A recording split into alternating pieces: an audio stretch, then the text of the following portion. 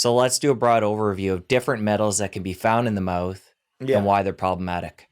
So yeah, in conventional dentistry, that's also something I studied 15 years ago. It's all about repairing your teeth and fixing smiles and bites just biting. And obviously, over the last 100 years, we are we as a profession were very creative when it comes to the material how to repair a tooth. So there's, let's say, a wide variety of metals we're using in the mouth to restore bites. And some of them are just very inherently toxic. So if we just start with the three challenges that metals have is none of these are actually found in the body naturally. They're usually below the ground. So metals can always be a trigger for your immune system if you just become allergic to them because they're foreign to the body. Second, some of these metals are just super toxic, meaning your body has to detox them on a daily basis. And third, in this world where we have 3G, 4G, 5G, EMF everywhere, every metal in your body, not just the mouth, everywhere, is becoming an antenna. So, three challenges. If you go deeper, you might open your mouth and you see like a black silver kind of filling. And these black or silver fillings, that's the way they were marketed over years and years and years. They're not allowed to do this anymore. They're called amalgam fillings. Amalgam is a mixture out of, there is maybe a tiny, tiny bit of silver in it, but it's 50% mercury in there. And mercury is the most toxic, non radioactive element known to man. That just everyone knows that. But in your filling, it's also not bound. So when you have that filling, it outgasses a tiny microdose per day, but for 10 years, 20 years, 30 years, for the whole time that you are wearing these fillings.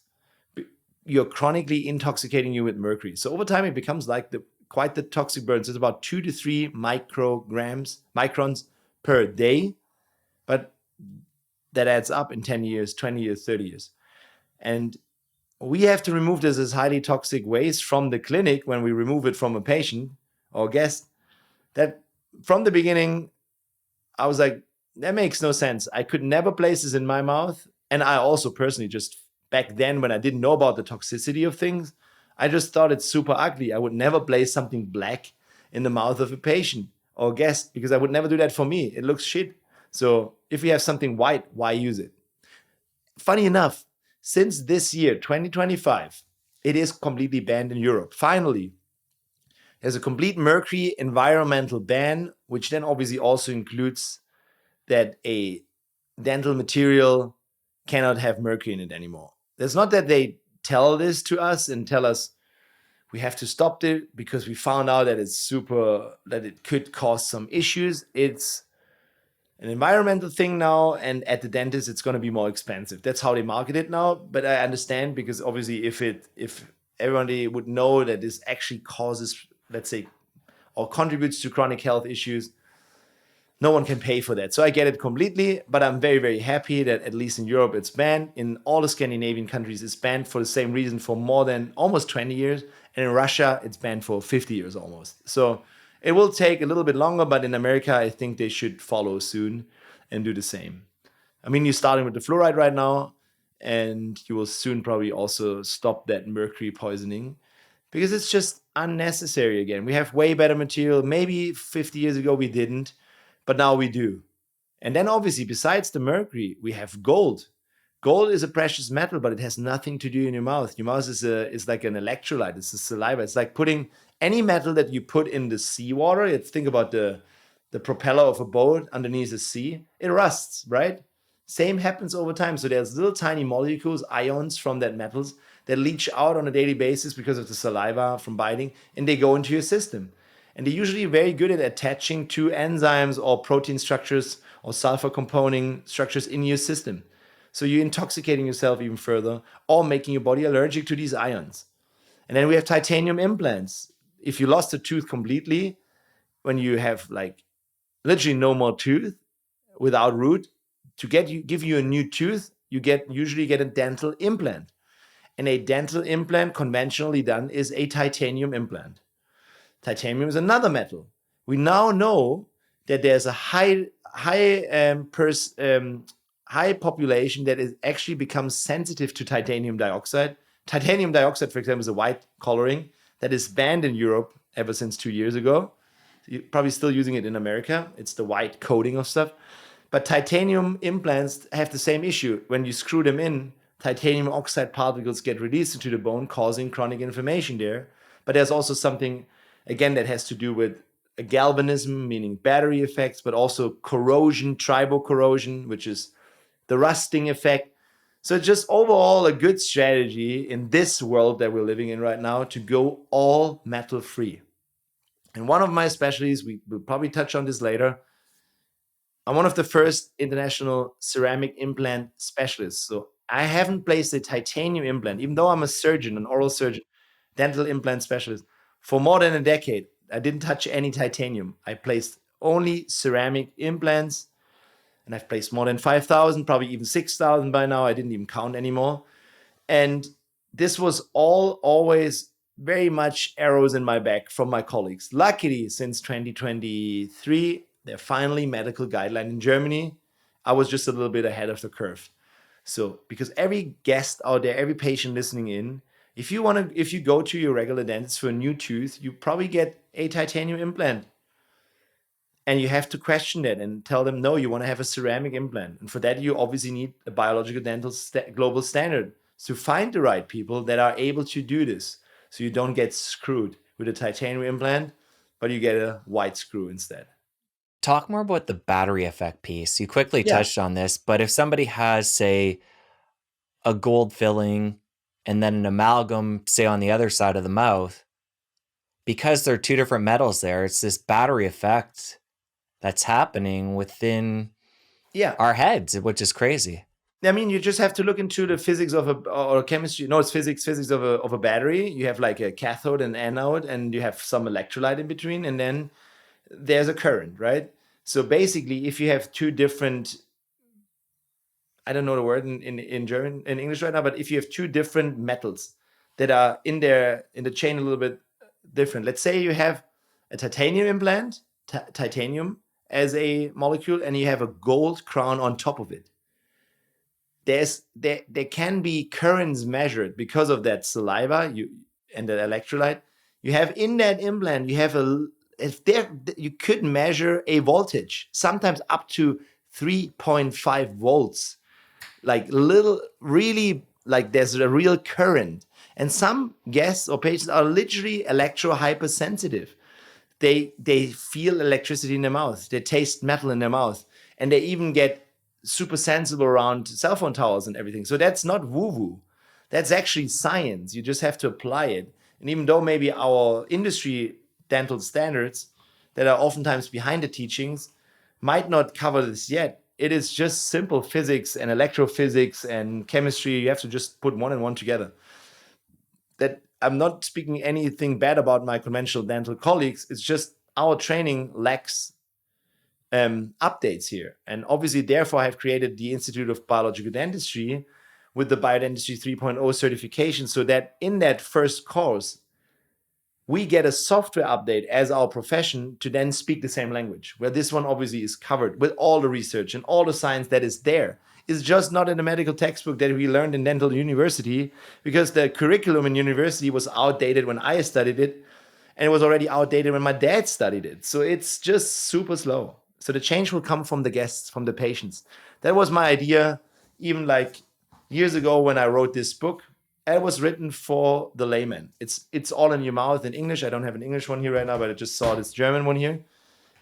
It is not a medical textbook. It's literally an explanation of the whole optimal health style to the mouth concept, and how to apply this on a daily basis, and what you have to ask your dentist for. And back then I didn't know how far this is going to go, but obviously it evolves 10x from that book already to what we're able to do. It's all growing always, like constantly transforming. And like I said, it's becoming a movement now. And hopefully we're going to have health hubs such as the one we have here all over the place in a few years. One thing you said that really hit home for me when it comes to amalgams is the fact that they're accepted, not in Europe anymore, thankfully, but over in America, it's okay to have them in the mouth, but when you pull them out, they become a biohazard. Yeah, exactly. Like the disconnection there to me is just unbelievable. But think about this. For me too, like in university, literally, I didn't learn that. In university, we would still learn how to do the technical graft of doing an amalgam filling, just a technique. We would actually put it in our fingers and play around with it. And that stuff is super toxic. It goes into your skin and into your cell within a millisecond. So we intoxicate ourselves all the time. But then I was in practice and I saw that sign. Oh, there's an amalgam removal part and biohazard. And instantly I was thinking, wait a second, how can we place that in the mouth of patients and then remove it this way? So this knowledge, or obviously this thinking, is self-motivated and maybe requires a little bit of outside box thinking, because back then already I was interested in optimal or overall health for me personally. So I obviously had another focus to it. But it's so logic. If you explain it to any patient out there or guest or listener, you initially understand it. The only problem oftentimes is the dentist that is just not up to date when it comes to knowledge, and maybe still not say, I don't want to say brainwashed, but still has the initial training from university. University is only the entrance card. This is not when you stop your profession. This is when it begins. This is when you see what you're going to do with it. You have a solid foundation about you're basically, at least in Germany, we're studying medical school and we have dental school at the same time. So it's just a medical profession. We are not dentists. We're called tooth doctors in Germany. Zahnarzt. Zahn, tooth, Arzt, doctor. Zahnarzt, tooth doctors. But we're missing the doctor. We're still dentists. We're only thinking about repairing this. So that's what I say. What we're doing is a complete change, from a complete transformation of our profession, from the technician that we still need to be to a health expert. The dentician or the technician, we still need to be in the highest excellence level with using only biomaterials that do not disturb the body in any way. But that is probably the easiest part to change. Understanding the intricacies of functional medicine and overall body health and gut healing and detoxification and biochemistry, that's the next level. But because I'm doing this for such a long time, I've developed protocols that are time proven already, such as the food design, the bone healing protocol, that you get certified in as a real biodentist on your journey to the biodentistry global standard. So yeah, that's how we can create the blueprint out of what I've done the last 15 years it started ago, but having it in my own center for over a decade now, teaching for a decade, but now luckily finally on a global scale for a couple of years now. Yeah, that's cool, because like every day, like imagine also my personal transformation from like being a rock star dentist that was able to perform the first ceramic implants that no one did before. I could give you a new tooth in a day, but not with metal, but with ceramic, into a teacher that is like when I do surgeries now, there's usually some sort of new real biodentist with me shadowing, learning all this, and then the guests appreciate it a lot. We have a lot of time with them, and changing a complete profession. It also requires a lot of mindset shifts for me personally too. Obviously, it takes some time. So I'm really loving that time right now. It's a complete new game, and yeah, I'm very, very happy and blessed that I'm on that journey, and I never stopped, even though I had lots of you know how it is. If you go against the stream, you get a little bit of like pressure. But you know, if you see a fish swimming to the source, they always go against, right? Because the source, the fountain is up there. Yeah, you have to go against the stream. Can you say that? So is that the right word? And against the grain, going upstream. You have to go upstream to find the source. And this is what I did. And I was only doing this by gut intuition and by thinking. I was just focusing on, does this even make sense what I'm learning here right now? No, it doesn't. How can we change it? How can we change? Obviously, I wasn't thinking about all this from the beginning, but there was always something where I was like questioning the university already. Why? Because I was already interested in nutrition, in supplementation, in training, bodybuilding, overall health optimization, because of my own also health challenges in the beginning. So I needed to create a new kind of breed, and call them real biodentists now. And I love that. It's a huge tribe already. I mean, I've probably touched more than 1,000 dentists in the last decade. But for the real now certification process, we're like having about 50 to 100 right now. So it's going to be a big movement and brings the change that is much needed. Is it going to be for everyone at the beginning? No. I think we're going to have to start at the tip and then it will trickle down. But we have to start somewhere, right? To bring the change. I agree. Let's come back to metals. Yes. We know they're bad for a number of reasons, and this is all metals. So let's say somebody tuning in right now has some kind of metal in their mouth, an old filling, or you mentioned the titanium that can be used as a post. What's the word for that when it's used as an implant? As a root, that's called a dental implant. Yeah, or root. Okay. So if somebody has metal in the mouth, whatever the metal is, what do they do to properly get that out? Yeah. If they want to go through, you or somebody like you that's doing this in a healthy way. Yeah. So first of all, if you hear that, don't freak out. It's just new information for you that I want to provide because you're probably interested in ultimate health, right? And in order to have ultimate health, you have to be, somewhat optimized on all levels. And I believe your demographic and the listeners are already on a journey similar to you and know a lot of different things already and trying to optimize. Yeah, for sure. Yeah. So usually if you try to optimize your whole body, but there's still a couple of things where you're not superhuman yet, then maybe have this new information. Could be a metal trigger, could be a root canal, could be one of these three questions.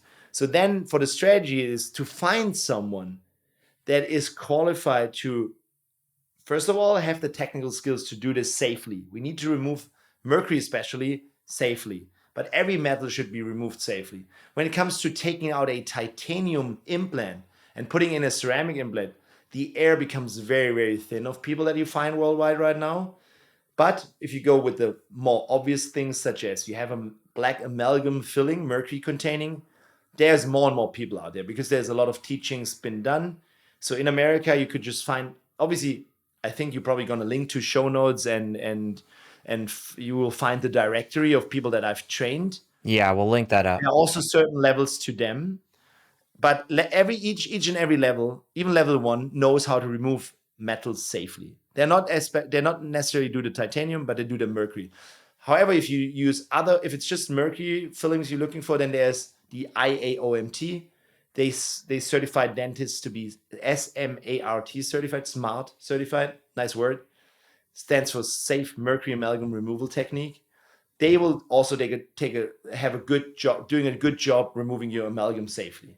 However, if you need a titanium implant that is triggering you replaced, then you need level 3 training, and there are not too many right now. You find them on a directory. But what we do, for example, when you come see us, we will take out even the titanium implant and replace it immediately with the ceramic one. So that is possible.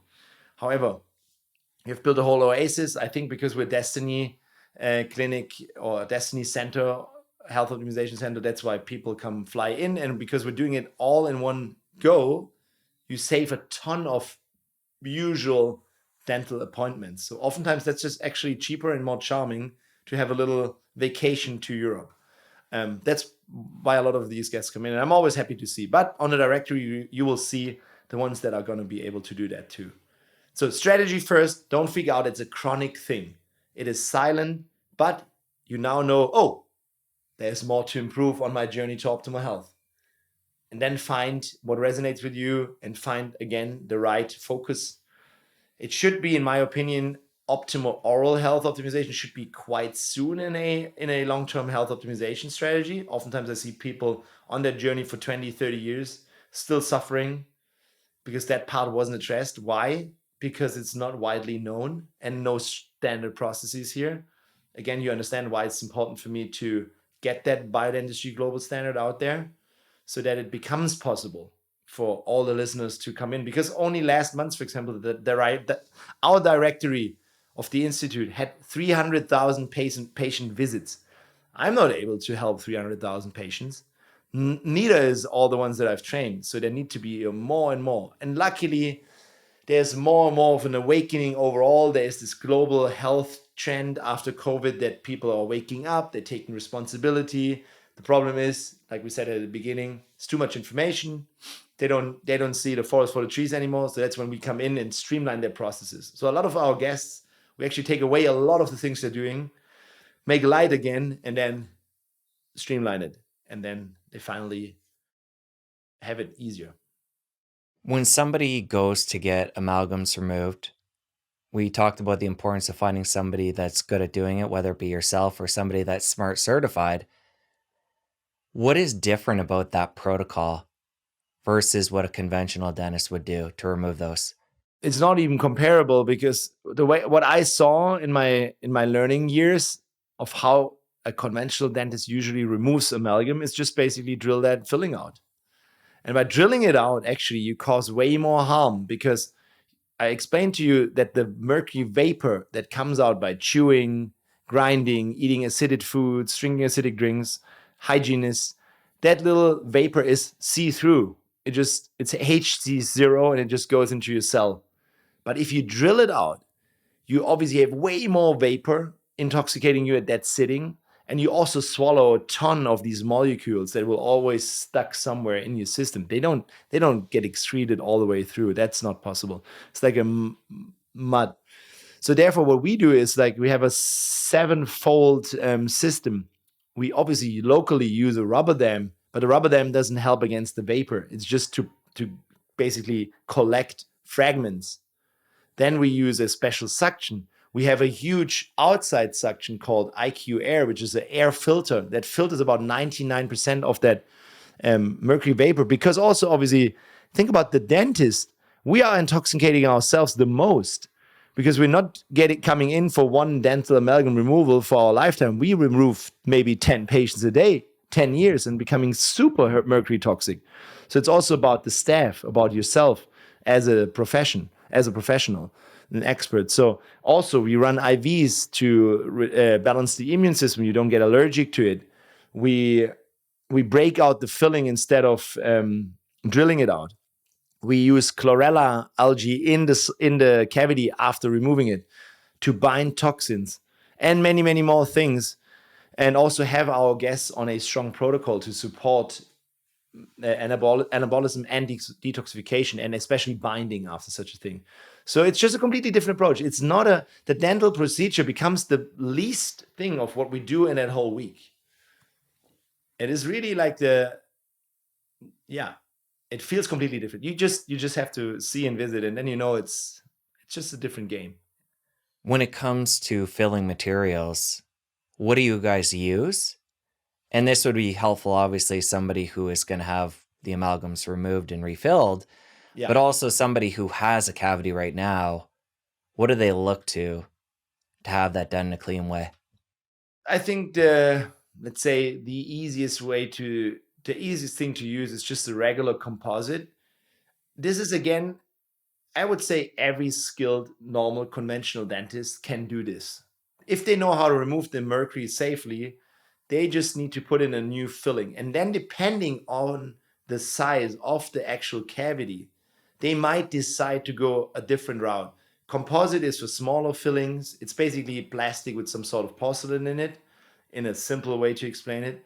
But if it's a bigger hole in the tooth, you probably do an inlay, which is mostly ceramics. If it's even bigger, you do a partial crown, all ceramics, and you need a tiny little bit of the composite to make it stick for the adhesive procedure. And then if it's a huge defect, you do a crown. A crown is if the whole thing just goes on top of your tooth. But this is a technical thing to decide for a specific thing. Really go with ceramics and composites, just all white stuff. And when it comes to implants, you're doing ceramic, and it sounds like finding somebody to do that is difficult at this time, but obviously worthwhile. When will somebody get an implant? Like, what kind of damage has to be done to a tooth to elicit the need for that? Usually you get a dental implant if you have lost a tooth completely. So let's say you had a root canal that failed, you took it out, and then you have a gap, and you have two options for that gap. You have like a tooth and then another tooth, and in the middle there's a tooth missing. A dentist would maybe choose to do a bridge. That would be the old school way, that meaning bridging something over that gap. That means you would prep the adjacent teeth to put something on top. That's called a bridge. Could be done in all ceramics. However, you have to prep down your teeth and make them weaker to do this. So we naturally, because I'm an implant specialist, I would never do a bridge and always go for a single tooth in that gap. And I will implant a new root, but not of titanium, but of ceramic. And that needs to osseointegrate within a couple of months, and then we put a crown on top.